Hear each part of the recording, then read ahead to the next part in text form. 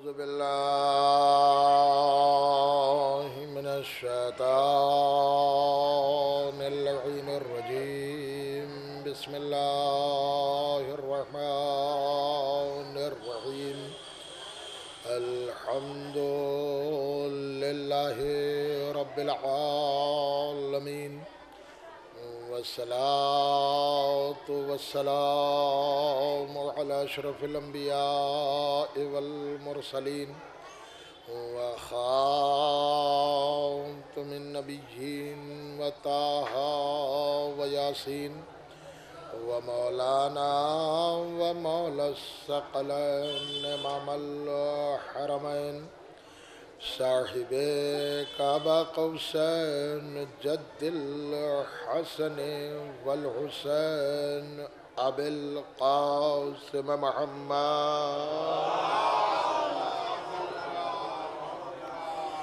وآلہ اہل بیتہ الطیبین الطاہرین المعصومین المظلومین ولعنت اللہ على أعدائهم ومنكر فضائلهم وغاصبي حقوقهم مجمعين من الآن إلى قيام يوم الدين أما بعد فقد قال الله سبحانه تبارك وتعالى في كتابه المبين وهو أصدق الصادقين وقوله الحق بسم الله الرحمن الرحيم ومن الناس من يشري نفسه ابتغاء مرضات الله والله رؤوف بالعباد صلوات بر محمد ارے مولانا آگے آ جائیے مولانا زیغم صاحب قبلہ ایک اور صلوات پڑھیں محمد علیہ محمد ایک اور حیدری صلوات پڑھیں محمد علیہ محمد محترم سامعین و برادران ایمانی عزاداران سید الشہداء میں نے آپ حضرات کی خدمت میں جس آیت کریمہ کی تلاوت کی اور اس کا شرف حاصل کیا یہ آیت کریمہ قرآن کریم کی بڑی مشہور و معروف آیت کریمہ ہے جسے آیت ہجرت کے نام سے جانا جاتا ہے۔ دیکھیے قرآن اللہ کا کلام ہے اور اس میں کسی بھی مسلمان کو ذرہ برابر بھی شک نہیں ہے، اور اگر قرآن میں مسلمان کو شک ہے تو پھر وہ مسلمان نہیں ہے۔ یہ قرآن کے لیے ہے کہ قرآن اللہ کا کلام ہے اور یہ اللہ نے پروردگار نے اپنے رسول پر نازل کیا ہے۔ میں ایک بات پوچھنا چاہتا ہوں کہ قرآن آسمان پہ تھا، لوح محفوظ پہ تھا، اللہ نے کس کے ذریعے سے بھیجا؟ کہا صاحب جبریل کے ذریعے سے بھیجا، متوجہ ہوں، جبریل کے ذریعے سے قرآن بھیجا۔ تو جبریل کو کسی بھی مسلمان نے دیکھا ہے؟ کوئی آپ تاریخ، کوئی آپ تفسیر، کوئی آپ روایت، کوئی شاعری، کوئی درائت کسی سے بھی سنا ہے کہ کسی ایک مسلمان نے جبریل کو آتے ہوئے دیکھا؟ کہ صاحب دیکھا نہیں ہے، صرف نبی نے بتایا ہے۔ ملاحظہ کریں، دیکھا نہیں ہے، نبی نے بتایا ہے۔ تو جہاں نبی نے بتایا اسے قرآن سمجھ کے مان لیا، اور جہاں نبی نے دکھایا ملاحظہ کریں، ارے صلوات پڑھیں محمد علیہ محمد، ایک حیدری صلوات پڑھیں محمد علیہ محمد۔ کوئی ایک مجھے کتاب میں آپ دکھا دیجئے، قرآن کی تفسیر میں دکھا دیجئے کہ نبی نے دکھایا ہو کہ دیکھو یہ جبریل ہے۔ کسی نے دیکھا نہیں نبی کو۔ اچھا ہاں یہ ضرور ہے کوئی نبی جیسا تھا کہ جو جبریل کو برابر دیکھتا تھا۔ پوری توجہ رکھیے گا، کوئی نبی جیسا تھا۔ اب اس کی دلیل ہے، پیغمبر نے پوچھا، کچھ سوال کیا تو علی نے جواب دیا کہ یا رسول اللہ آج جبریل آپ کے ہاں 5 بار تشریف لائے تھے۔ تو کہا یا علی جبریل کو کوئی آتے دیکھتا نہیں، کسی نے دیکھا نہیں، میں نے دکھایا نہیں، میں نے بتایا نہیں، تمہیں کیسے علم ہو گیا کہ جبریل، بھائی پوری توجہ، تمہیں کیسے علم ہو گیا کہ جبریل ہمارے پاس 5 بار آئے؟ علی نے مسکرا کے سلام کیا اور کہا کہ یا رسول اللہ یہ بھی کوئی پوچھنے کی بات ہے؟ ارے جبریل جب بھی آتے ہیں پہلے در پہ آتے ہیں پھر گھر میں آتے ہیں۔ ارے صلوات بڑھے محمد آل محمد۔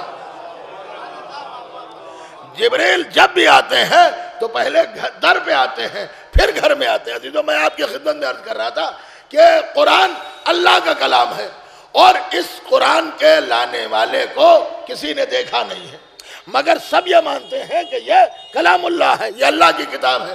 دیکھیے، اگر آج مسلمان قرآن کو سمجھ لے تو اہل بیت بخوبی سمجھ میں آ جائیں گے۔ یہ آپ سمجھیے، خالی یہ اللہ کی کتاب نہیں ہے، یہ اہل بیت کی فضائل کی مکمل کتاب ہے۔ ہم آپ کہیں گے کیسے؟ جو میں نے آیت پیش کی ہے اسے آیت ہجرت کے نام سے یاد کیا جاتا ہے۔ اس کے لیے دیکھیں معصومین نے کوٹ کیا، کہا مولا علی نے مقام شورا پر، جو شورا کیا ہے؟ خلیفہ دوم 6 آدمیوں کی کمیٹی بنا کے گئے، اس میں مولا علی بھی تھے، اور کہا اسی میں خلیفہ کو چن لینا۔ تو اب ٹھیک ہے، تو ہر ایک نے اپنے اپنے فضائل ایک مولا کے سامنے کھڑا ہوا۔ اب ملاحظہ کریں، مولا نے بیان کیے 64 فضیلتیں، اسی بز میں بیان کی 64۔ اس میں آپ نے فرمایا کوئی ہے تم میں ایسا جسے نبی نے اپنے بستر پہ سلایا ہو؟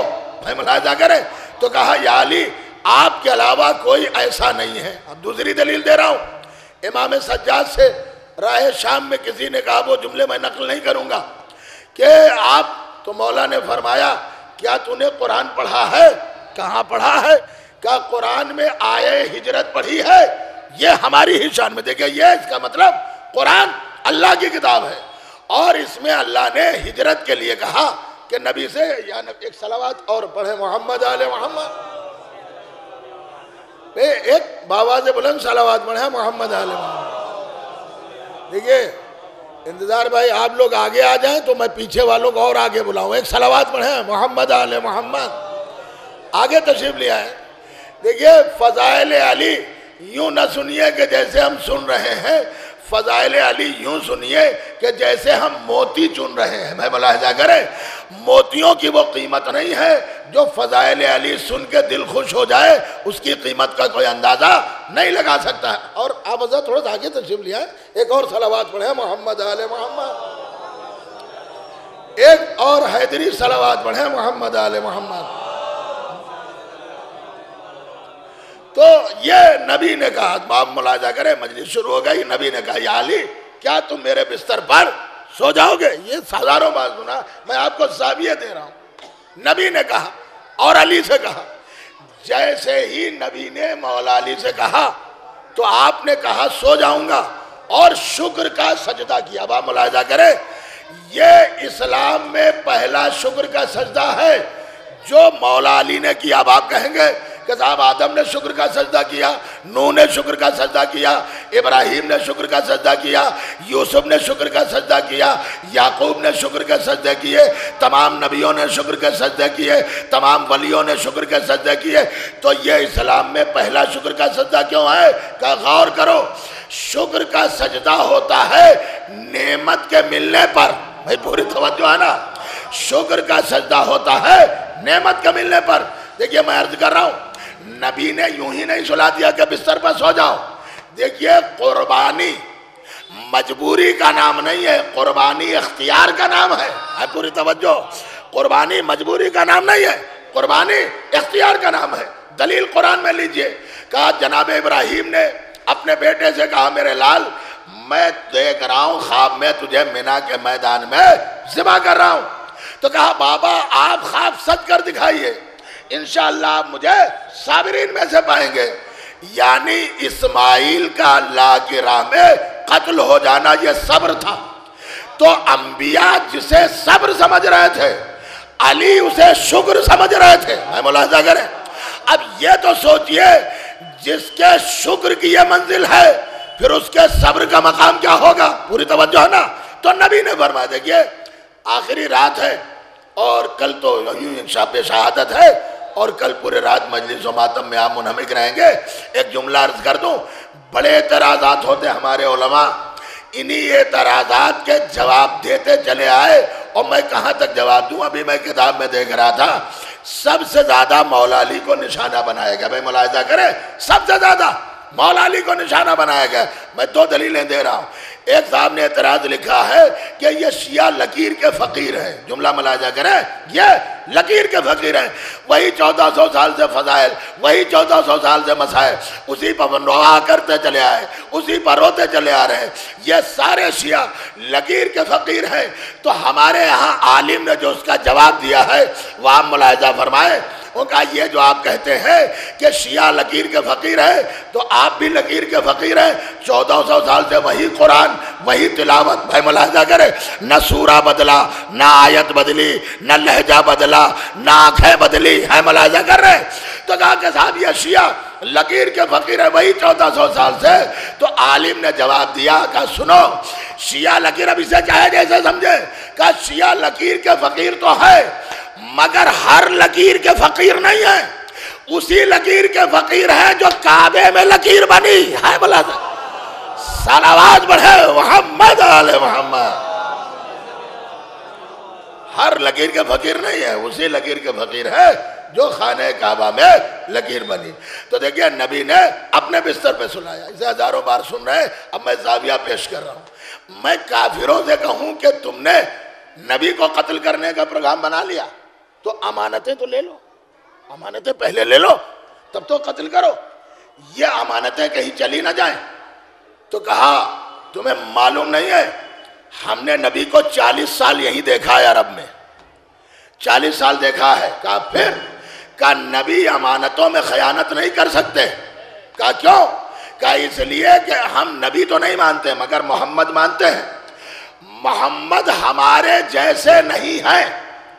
ہم امانت میں خیانت کر سکتے ہیں مگر محمد امانت میں خیانت نہیں کر سکتے. یہ کس کا عقیدہ تھا؟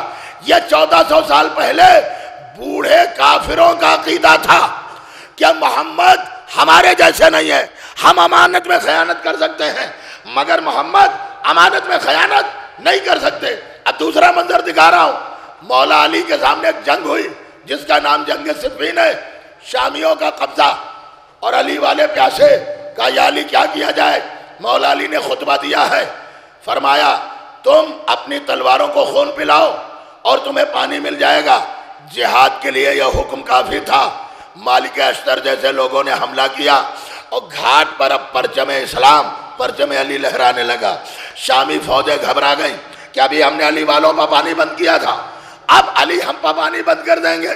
لہذا پریشان ہو کر امیر شام کے پاس آئے اور کہا تھا پانی بند نہ کرنا، تو نے پانی بند کر دیا، اب علی پر قبضہ ہو گیا اور اب علی والے تم پر پانی بند کر دیں. کہا نا علی ہم پہ پانی بند نہیں کریں گے. کہا یہ کیسے کہہ رہے ہو؟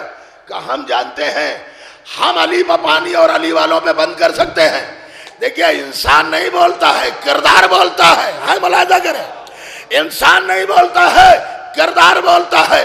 دیکھیے اگر کردار اچھا ہے تو سردار بھی بولتا ہے. کہاں سن رہے میرے دوستو؟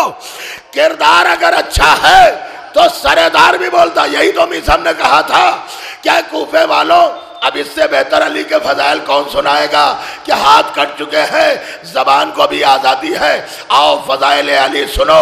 لوگوں کا مجمع ہو گیا. مخبروں نے خبر دی کہ ان کی زبان بھی کاٹ دی جائے ورنہ کوفے میں انقلاب آ جائے گا، علی کے نام کا پھر سکہ چلنے لگے گا. فوراً بھیجا کہ ان کی زبان کاٹ دو. میثم نے زبان بڑھائی تو مگر کہا اپنے امیر سے کہہ دینا کہ تیرا امیر جھوٹا ہے، میرا امیر سچا ہے. بھائی ملاحظہ کرے. اسی لیے کسی شاعر نے کہا کہ فراز دار پا میثم بیان دیتے ہیں، فراز دار پا میثم بیان دیتے ہیں، رہے گا ذکر علی ہم زبان دیتے ہیں. اور صفحے بچھاؤ، صفحے بچھاؤ محبوں کے دار پر میثم نماز عشق علی کی اذان دیتے ہیں. صلوات بر محمد والا. یہ دیکھیں انسان نہیں بولتا ہے، اس کا کردار بولتا ہے، انسان کے بس کی بات نہیں ہے کہ وہ بیان کر سکے، کردار بولتا ہے۔ دلیل آپ ملاحظہ کریں، امیر شام کہتا ہے کہ علی پانی بند نہیں کریں گے۔ کہا کیوں؟ کہا اس لیے کہ ہم علی اور علی والوں پہ پانی بند کر سکتے ہیں، مگر علی ہم پہ پانی بند نہیں کر سکتے ہیں، نہ ہمارے فوجیوں پر۔ کہا کیوں؟ کہا علی ہمارے جیسے نہیں ہے۔ بھائی کیا سن رہے ہیں؟ علی ہمارے جیسے نہیں ہے۔ تو یہاں مکے میں کافروں نے کہا محمد ہمارے جیسے نہیں ہے، یہاں منافقوں اور شامیوں نے کہا کہ علی ہمارے جیسے نہیں ہے۔ اب جو نبی کو اپنا جیسا سمجھے وہ کافروں سے بھی بدتر، جو علی کو اپنا جیسا سمجھے وہ منافقوں سے بھی بدتر۔ صلوات بر محمد والے۔ یہ ہجرت ہے کہ جہاں مولا علی نے سب سے پہلے نبی کے بستر پر قدم رکھا۔ اچھا دیکھیے، میں ایک جملہ آپ کی خدمت میں عرض کر دوں کہ بہت سی چیزیں طہارت پہ ڈیپینڈ ہوتی ہیں۔ طہارت پہ جتنی پاکیزگی ہوگی اتنا ہی انسان اہل بیت کی طرف کھینچے گا۔ انسان کی کوئی اوقات نہیں ہے کہ اہل بیت کی طرف کھینچے، یہ طہارت ہے جو انسان کو اہل بیت کی طرف کھینچتی ہے۔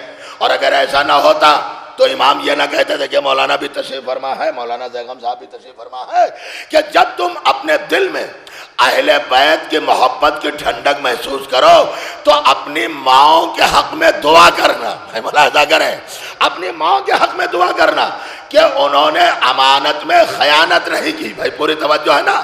اس کا مطلب علی کی محبت نہ عقل سے ملتی ہے، نہ طاقت سے ملتی ہے، نہ دولت سے ملتی ہے، نہ ثروت سے ملتی ہے، بلکہ علی کی محبت ماں کی طہارت سے ملتی ہے۔ پوری توجہ نا؟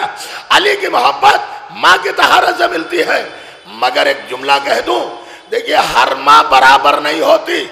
میں آدر و سمان بہت کرتا ہوں، مگر دیکھیے کہ کچھ مائیں ایسی ہیں کہ جن کے اوپر ایسے دھبے لگے ہیں کہ 1400 سال سے ابھی تک وہ کالا دھبا دکھائی دے رہا ہے۔ بھائی پوری توجہ ہے نا؟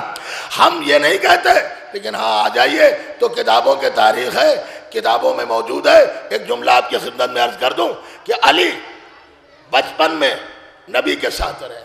یہ کہاوت ہے نا کہ طہارت کا سر، جملہ ملاحظہ کرے، چاہے جیسے سنیں، چاہے آپ جہاں تک سنیں۔ مولا علی کے لیے شبلی نعمانی نے لکھا کہ علی نے جو یہ نمایاں کام کیا اسلام میں، یہ علی کا کوئی کام نہیں تھا۔ کہا کیسے؟ کہا جو خانہ کعبہ میں پیدا ہوئے، نبی کی آغوش میں قرآن سنایا اور فاتح بدر بنے، علی کے لیے تلوار آئی، اور خندق میں کل ایمان بنے، خیبر میں مرد میدان بنے، روٹیاں دے کے سورہ منگوایا۔ یہ سارے جو کرامات ہیں یہ علی کے کرامات نہیں ہیں، بلکہ علی کی تربیت نبی نے کی۔ بھائی ملاحظہ کریں، علی کی تربیت نبی نے کی ہے۔ یہ نبی کی طاہر تربیت کا کمال ہے کہ جو علی ایسے مرد میدان بنے، علی ایسے کل ایمان بنے۔ تو میں کہوں گا اگر یہ علی کا کمال نہیں ہے، تربیت کرنے والے نبی کا کمال ہے، تو پھر نبی کا بھی اسلام میں کوئی کمال نہیں ہے، تربیت کرنے والے ابو طالب کا کمال۔ صلوات بر محمد وآل محمد۔ یہ طہارت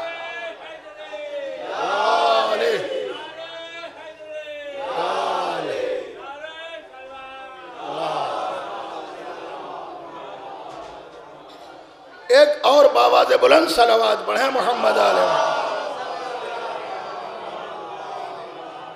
یہ طہارت کا ایک کمال بھی ہوتا ہے، ایک میسج بھی ہوتا ہے۔ تو نبی نے اپنے بستر پر علی کو سلایا۔ اب یہ ہزاروں بار سنا ہے، میں اس زاویے سے عرض ہی نہیں کرنا چاہتا جو آپ سننا چاہتے ہیں۔ بس آپ یہ دیکھیے کہ نبی کے بستر پر علی سوئے اور نبی ہجرت کر گئے۔ دیکھیے اب جملے ملاحظہ کریں، چاہے جیسے ادھر سے اللہ نے اب جبریل و میکائیل سے بات کی، کہا میں نے تم دونوں کو بھائی بنا دیا، جبریل و میکائیل۔ اچھا بھائی بنا دیا؟ کہا کون بھائی ہے جو اپنے بھائی پر جان دے دے؟ یہی سنا ہے تو یہ بات اللہ کیا کہنا چاہتا ہے، کیا بتانا چاہتا ہے؟ ان کا پروردگار ہم نہیں دے سکتے ہیں، ہم چاہتے ہیں کہ عبادت کرے، تو اللہ نے کہا کیوں نہیں ہو جاتے ہو مثل علی؟ میں ملاحظہ کرے، دیکھو ایک بھائی اپنے بھائی پر جان دے رہا، یہ اللہ نے کیوں کہا؟ یہ اس وقت بات یاد کیجئے کہ جب اللہ نے کہا تھا میں زمین پر خلیفہ بنانے والا، تو فرشتوں نے کہا تھا کہ ایسے کو بنائے گا جو خوریزی کرے، تو اللہ نے کہا تھا دیکھو ایسے بندے خوریزی نہیں کرتے، ایسے بندے وہ ہیں کہ جو بھائی پر جان دیتے ہیں۔ بھائی ملاحظہ کرے پوری توجہ، تو اللہ نے جبریل و میکائیل کو بھائی بنایا اور کہا اچھا اب عبادت چھوڑ دو، پھر کیا کرے؟ کہا جاؤ اور علی کی حفاظت کرو۔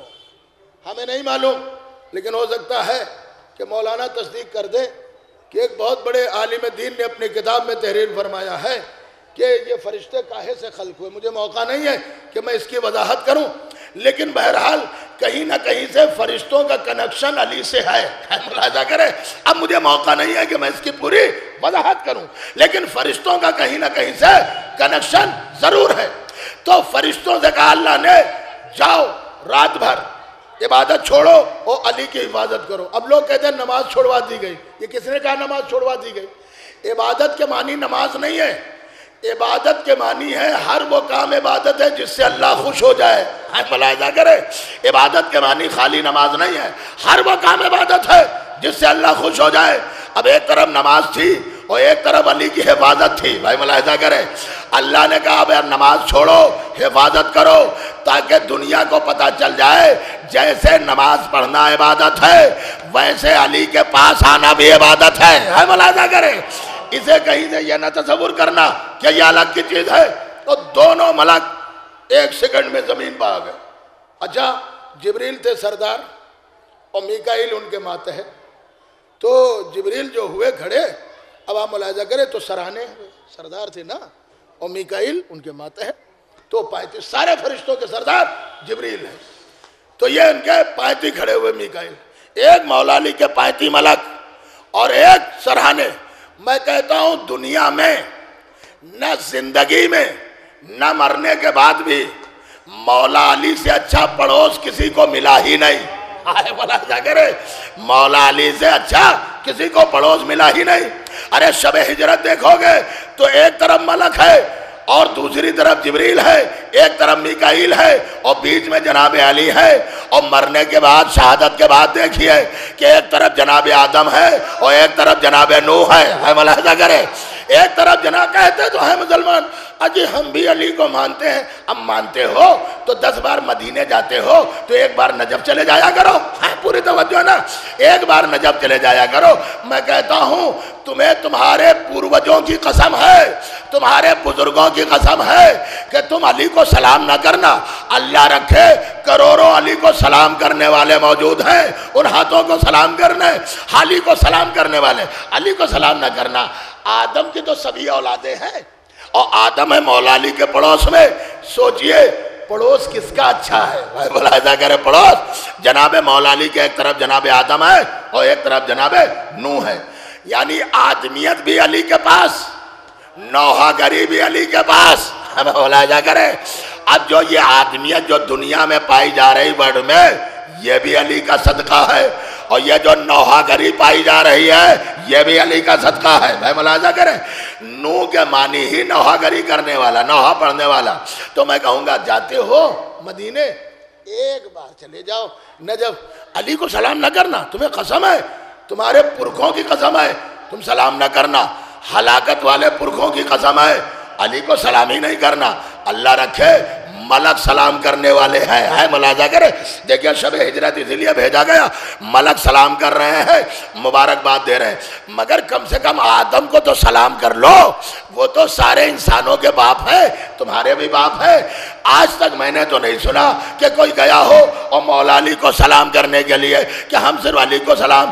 آدم دیکھیں علی کا بغض کیا ہے، آدمیت بھی چھوڑ دی۔ ملاحظہ کریں، آدم کو بھی سلام نہیں، تو اتنا تو سمجھ میں آ رہا ہے جو اس دور میں اپنے باپ کا نہ ہوا وہ ہمارا اور آپ کا کیا ہو سکتا؟ صلوات ور محمد وآل محمد، ایک باواز بلند صلوات پڑھیں محمد آل۔ ساری آدمیت یہی ہے. تو ایک طرف جبریل ہے اور ایک طرف میکائیل ہے، اور جو دونوں ملک آ گئے. اور اب میں مبارکباد کی بات ہی نہیں کروں گا ورنہ وقت اور زیادہ ہو جائے گا. میں آ گیا اپنی منزل پر اور دونوں ملک کہہ رہے ہیں مبارک ہو مبارک ہو اے ابو طالب کے پسر. دیکھیے یہ مولا علی کا نام نہیں لیا، ابو طالب کے پسر. کافروں کا نام معصوم زبانوں پہ آتا نہیں ہے. ملاحظہ کرے، مبارک ہو اے ابو طالب کے پسر. تمہارے برابر کون ہو سکتا ہے؟ اللہ تمہاری وجہ سے فرشتوں میں فخر کر رہا ہے. اب آپ ملاحظہ کریں، جبریل نے کہا آج میں افضل ہوں. دیکھیے آج کی بات یاد رکھیے گا. اور میکائیل نے کہا معاف کریے گا آپ ہمارے استاد ہیں اور سب سے بڑے ہیں ملک، لیکن آج میں آپ سے افضل ہوں. وہ کہا کیوں؟ کہا میں پائنتی کھڑا ہوں اس لیے میں آپ سے افضل ہوں. دیکھیے کمال علی، جو علی کے پائنتی آ جائے وہ سراہنے والوں سے افضل ہے. ملاحظہ کر رہے ہیں. تو کہا تم کیسے افضل ہو؟ کہا اللہ نے کس لیے بھیجا ہے؟ کہا ہمیں اور آپ کو حفاظت کے لیے. تو کہا آپ سراہنے کھڑے ہو کر حفاظت کر رہے، میں پائنتی کھڑے ہو کر حفاظت کر رہا ہوں، لیکن میں ایک وقت میں دو کام کر رہا ہوں. پائنتی کھڑے ہو کر علی کی حفاظت بھی کر رہا ہوں اور علی کا چہرہ دیکھ کے خدا کی عبادت بھی کر. صلوات بر محمد وآل محمد. یہ دنیا میں ان کے جیسا کون ہو سکتا ہے کہ ان کی وجہ سے اللہ فرشتوں کے بھیجتا ہے. بس عزیزو اب آپ یاد رکھیں کہ ملک کی اپنی عبادت ہے، انسانوں کی اپنی عبادت ہے، لیکن ایک ہمارے ہاں معصومین نے عبادت بتائی ہے اور وہ ہے کربلا کی عبادت. بس عزیزو میں اس منزل پر آ گیا. کربلا کو سمجھنا ہے تو یوں ہی نہیں سمجھا جائے گا. عزیزو کربلا کوئی چھوٹی موٹی چیز نہیں ہے. میں یہ کبھی عرض کر چکا ہوں، اکثر سوال کرتے ہیں آپ کبھی غور کیا آپ نے؟ کربلا کوئی لکھنؤ جیسا شہر نہیں ہے، بہت چھوٹا سا قصبہ ہے، ٹاؤن ایریا ہے ہاں؟ اور اتنا چھوٹا ہے کہ کوئی ہم مان ہی نہیں سکتے کہ 6 کروڑ کا مجمع وہاں آ سکتا ہے. لیکن اب کی آپ دیکھیے 6 کروڑ سے اوپر تھا. اور حج میں آپ دیکھیے 25 لاکھ 30 لاکھ 40 لاکھ حد ہوتی ہے. لیکن وہ جو 40 لاکھ ہوتے ہیں اس میں ہر فرقے کے لوگ، یعنی 25 لاکھ حاجی 73 فرقے کے لوگ، 6 کروڑ کا مجمع ایک فرقے کے لوگ. ملاحظہ کریں 6 کروڑ. اب یہ بتائیے کہ یہ اتنے آتے کہاں سے ہیں؟ یا تو یہ کہو کہ ان کی تعداد ہے، یا تو یہ کہو کہ ملک کو انسانوں کی شکل میں بھیجتا ہے. میں کیا عرض کر رہا ہوں؟ جیسے اللہ نے کہا کیسے بھیجتا ہوں، کہ جیسے شب ہجرت بھیجا تھا ویسے ہی کربلا میں. یہ تاریخوں میں ہے، یہ کتابوں میں روایت ہے. بس عزیزو یاد رکھیے کربلا خالی دیکھنے کی چیز نہیں ہے، کربلا سمجھنے کی چیز ہے. اب آپ کہیں گے کیسے؟ میں 2 جملے. آج عالم اسلام اس پر پریشان ہے، صرف یہ دیکھ رہا ہے کہ کربلا میں اتنا مجمع یہ سنبھل کیسے جاتا ہے، اتنی بڑی جماعت، اتنا بڑا دسترخوان، یہ آتا کہاں سے ہے؟ ارے جن کا صدقہ ہے وہی عطا کرتے ہیں. ہے پوری توجہ؟ جن کا صدقہ ہے وہی تو عطا کرتے ہیں. آج دنیا میں نام حسین سے زیادہ کسی کے نام پر بٹتا ہی نہیں، اور لوگ کہتے ہیں بٹتا ہے، مگر میں کہتا ہوں کہ لٹایا جاتا ہے، بانٹا نہیں جاتا ہے. بس عزیزو کربلا سمجھنے کی چیز ہے. کیوں؟ چھوٹی سی کربلا میں 7-6 کروڑ کا مجمع سماتا کیسے؟ جہاں بالکل چھوٹا شہر، ان آنکھوں نے دیکھا ہے مجمع کو، 40 کے مجمع کو. اب آپ اندازہ کر رہے ہیں. مگر یہ کیسے سمجھ میں نہیں آتا کہ اتنے زائرین چھوٹی سی کربلا میں سما جاتے ہیں. اما حاجی آ جاتے ہیں 25-30 لاکھ تو ایسا لگتا ہے مکے میں حاجی ابل رہے ہیں. حج بھی کیا میں نے، ابل رہے ہیں. ایک عجیب پریشانی. اور کربلا میں ایسا لگتا ہے جیسے کوئی پریشانی ہی نہیں ہے. ملاحظہ کریں، ایسا لگتا ہے کہ کربلا کے جوار میں مشکلیں باہر ہو جاتی ہیں. میں کیا عرض کر رہا ہوں بھائی؟ ملاحظہ کریں، مشکلوں کو الگ کر دیا جاتا ہے، یہاں کوئی پریشانی نہیں. اب آپ کہیں گے اتنا مجمع سماتا کیسے ہے؟ تو بس میں ایک مثال دے دوں اور واضح کر دوں. بھائی آپ کو یقین آ رہا ہے لیکن دنیا کو یقین آ جائے، ہم بتانا چاہتے ہیں. اس کی مثالیں اسلام میں ہے. کہ 6 کروڑ کا مجمع کربلا کی چھوٹی جگہ میں سماتا کیسے ہے؟ ذرا کتابوں پہ نظر کیجئے۔ فاطمہ زہرا کہتی بابا چادر تو اتنی ہی بڑی ہے کہ اگر سر ڈھکتی ہوں تو پیر کھل جاتے ہیں اور پیر ڈھکتی ہوں تو سر کھل جاتا ہے۔ اتنی چھوٹی چادر، اسی میں نبی آ گئے، اسی میں علی آ گئے، اسی میں زہرا آ گئی، اسی میں حسن آ گئے، اسی میں عرض کرا حسین آ گئے، اور اسی میں وہ ملک بھی آ گیا جبریل، جس کا ایک پر مشرق میں دوسرا پر مغرب میں۔ یا اللہ یہ سب چھوٹی سی چادر میں کیسے سما گئے؟ کہ اب بھی تم نے غور نہیں کیا، جتنے لوگ بڑھتے جاتے ہیں چادر میں وسعت ہوتی جاتی ہے۔ بس یہی حال کربلا کا ہے، جتنے زائرین بڑھتے جاتے ہیں زمین کربلا بڑھتی جاتی ہے۔ صلوات بر محمد والے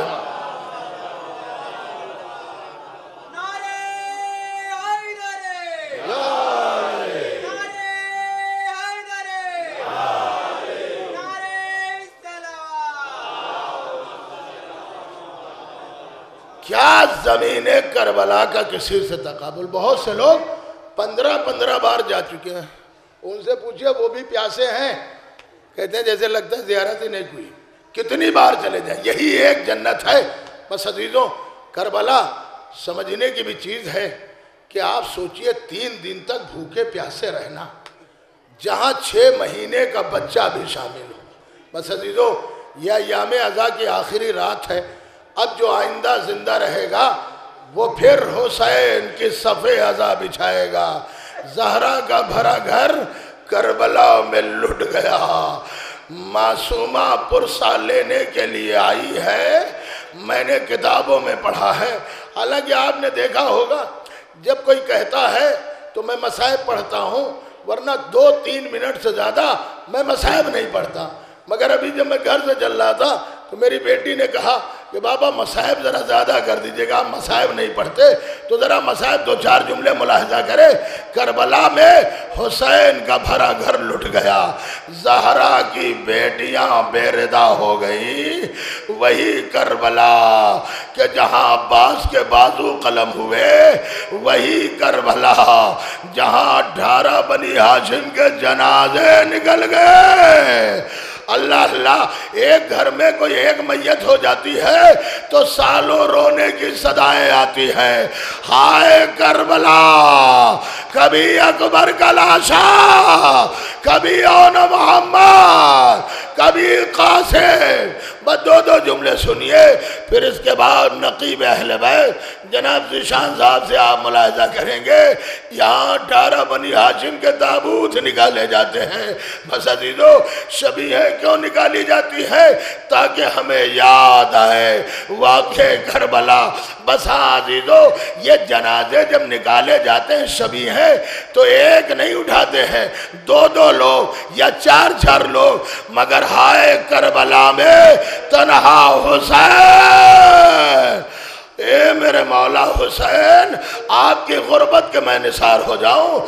عزیزو کڑیل جوان بیٹے کے سینے سے سنا حسین نے کھینچی، کتابوں میں لکھا ہے کہ یہ جوان بیٹا تھا، حسین کے ہاتھ تھر تھرا جاتے، لیکن ایک آواز آئی، میرے لال گھبرانا نہیں، یہ تیری ماں آ گئی ہے میرے لال۔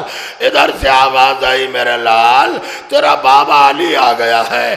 آواز آئی، میرے لال میں تیرا نانا آ گیا ہوں۔ اللہ اللہ، حسین نے زخم میں ہاتھ ڈالا اور ایک بار پرچھی کی انی پکڑی، یا علی اکبر کا کلیجہ۔ علی اکبر خاک پر تڑپنے لگے، اے بابا جزاکم ربکم۔ بڑی آوازیں بلند ہو گئی، اللہ ان آوازوں پر رحم کرنا، انہیں کوئی غم نہ دینا۔ لیجئے یہ آخری رات ہے نا، اب جو زندہ رہے گا وہ پھر حسین کی صف عزا بچھائے گا۔ مولا جو کمی ہو گئی ہو اسے معاف کریے گا، آئندہ زندہ رہے تو ہم پھر آپ کی صف عزا بچھائیں گے۔ اے زہرا کے پردیسی لال، ہزاروں پردیسی شہر میں آ گئے، پردیسی حسین کو پرسہ دینے کے لیے میں نے کتابوں میں پڑھا ہے جہاں کہیں بھی مجلس ہوتی ہے تو شام سے بی بی چلتی، شام سے چلتی ہے، اور ایک چھوٹی سی قبر پہ دیکھیں، میں نام نہیں لے رہا ہوں مگر آپ سمجھتے جا رہے ہیں، شام سے ایک بی بی چلتی ہے تازیانے کھائے ہوئے بی بی، اور آتی ہے شام میں ایک قید خانے سے کہتی ہے بی بی کیا مجلس میں نہ چلو گی؟ تمہارے بابا کی مجلس ہو رہی ہے۔ دونوں بیویاں بقی آتی ہے، ایک بی بی کہتی اماں کیا مجلس حسین میں نہ چلو گی؟ یہ تینوں بی بی آتی ہے، سامنے بیٹھ جاتی ہے۔ جب عزادار روتے ہیں اور ذاکر مصائب پڑھتا ہے تو وہ چھوٹی سی بچی پوچھتی ہے، بات تو سمجھ گئے ہوں گے، چھوٹی سی بچی سکینہ پوچھتی ہے اے پھوپھی اماں یہ عزادار سب کس پر رو رہے ہیں؟ پھوپھی اماں یہ کس پر رو رہے ہیں؟ اے سکینہ یہ سب تیرے بابا پر رو رہے ہیں۔ تو سکینہ حضرت سے ہاتھ اٹھا کے کہتی ہے اے پھوپھی اماں ارے کاش یہ سب کربلا میں ہوتے۔ جزاکم ربکم، اللہ آپ کو کسی غم میں نہ رلائے۔ بس آخری جملہ زحمت تمام کر رہا ہوں، بس عزیزوں کتابوں میں ہے حسین نے ایک ایک لاشا اٹھایا، ہاں مگر ایک لاشا تھا جسے حسین اٹھا نہ سکے، وہ جانتے ہیں اپنے برادر عباس۔ کیوں؟ ایک وصیت تھی کہ آقا میرا لاشا خیمے میں نہ لے جائیے گا، مگر میں سمجھتا ہوں کہ یہ مسئلہ خالی نہیں تھا۔ عباس سمجھ رہے تھے کہ بھیا میرا اتنا لاشے اٹھا چکا ہے۔ بس عزیزوں کتابوں میں ہے کہ 7 مقام ایسے آئے جہاں حسین پہ قیامت گزر گئی۔ جیسے ہی عباس نے آواز دی آقا میری مدد کو آئیے، حسین خاک پر گر پڑے۔ عباس ارے سب مجھے چھوڑ کے چلے گئے۔ عباس اللہ آپ کو کسی غم میں نہ رلائے۔ یہ آوازیں بلند ہو رہی ہیں، ہاں پرسہ دے لیجئے، یہی پرسے کا حق ہے۔ آخری جملے حسین لاش عباس پہ آ گئے۔ بعضیزوں 2 ہی روایت کے جملے ہیں۔ بیٹھ گئے، عباس کے سر کو اپنے زانوں پر رکھا، سر کو سہلانے لگے۔ بھیا عباس تم نے وفا کی انتہا کر دی، بڑا ساتھ دیا۔ عباس نے سر ہٹا لیا، پھر حسین نے سر رکھا، پھر عباس نے ہٹا لیا۔ جب 3 بار ہوا تو ایک بار حسین رو کے کہتے ہیں خاک کربلا پہ ہاتھ رکھ کر عباس کیوں؟ میں سمجھ گیا تم کیوں مجھ سے ناراض ہو۔ جب میں تمہارا سر اپنے زانوں پہ رکھتا ہوں تو اپنا سر ہٹا، میں سمجھ گیا۔ عباس میں نے تمہیں جنگ کی اجازت نہیں دی نا عباس۔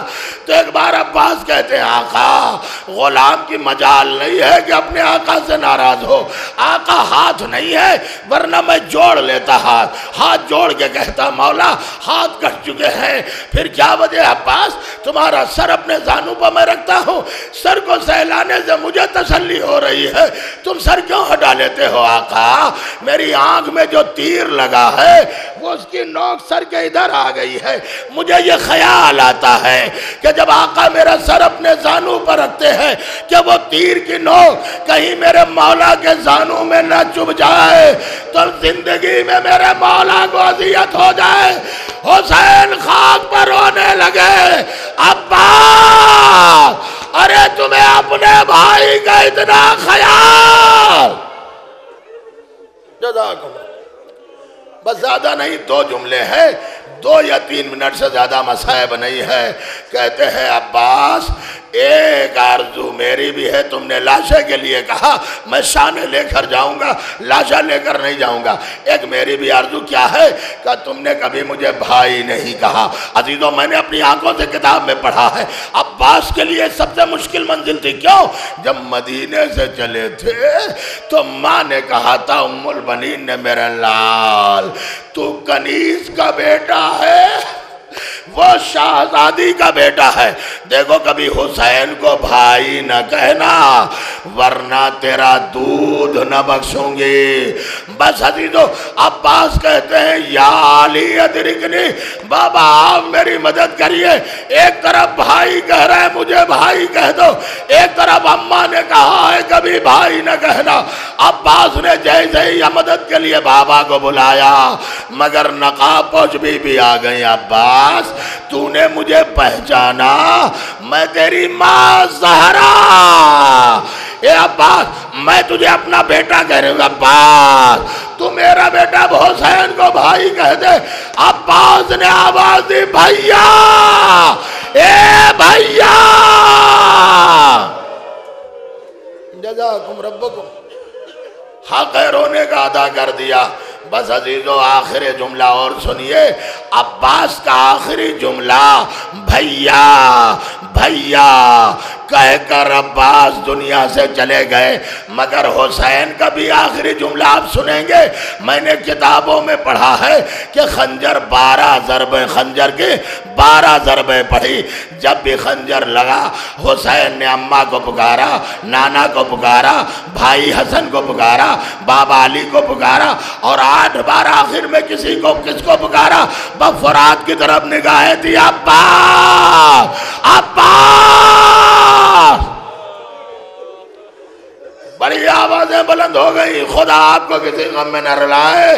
بس عزیزو جب خبر شہادت ختم ہے، جب مدینے پہنچی اور بشیر نے منبر پہ اعلان کیا اور کہا ایک کی شہادت کو بیان کیا، عباس کا ذکر کرنا بھول گیا تھا۔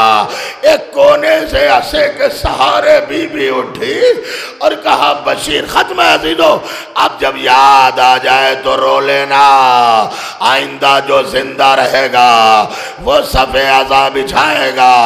زہرا کے لال خدا حافظ، عباس خدا حافظ، آنو محمد خدا حافظ۔ بی بی اٹھی کہا بشیر تو نے بیان کر دیا، میں نے سن لیا، اب یہ بتا کہ جب میرا حسین مارا گیا تو کیا میرا عباس آخری جملہ زندہ تھا؟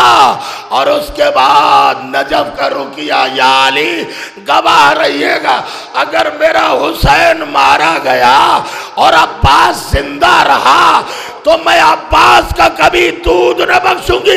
بھئی یہ سننا تھا۔ منبر سے بشیر تھر تھرانے لگا، کانپنے لگا، یہ کون بی بی ہے جو میرے آقا کی شان میں گستاخی کر رہی؟ کہا بشیر یہ مادر عباس ہے، تو نے سب کا ذکر کیا لیکن آقا عباس کا ذکر نہ کیا۔ ہاتھوں کو جوڑ کے کہا بی بی اب میں مصائب بیان کر رہا ہوں، میں بھول گیا تھا، مجھے معاف کر دیجئے۔ عباس نے کربلا میں وفا کی انتہا کر دی۔ ارے جب تک عباس سلامت رہے حسین کی کمر خمیدہ نہیں ہوئی، جب عباس شہید ہو گئے حسین کی کمر جھک گئی۔ عباس نے کربلا میں وفا کی انتہا کر دی۔ عباس کے کربلا میں بازو قلم ہو گئے، سر پہ گرزے گرہ لگایا گیا۔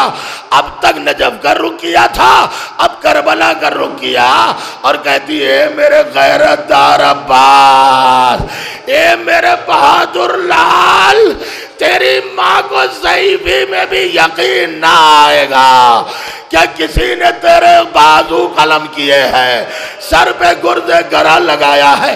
بھلا کون ایسا بہادر پیدا ہو گیا جس نے تیرے بازووں کو قلم کر دیا؟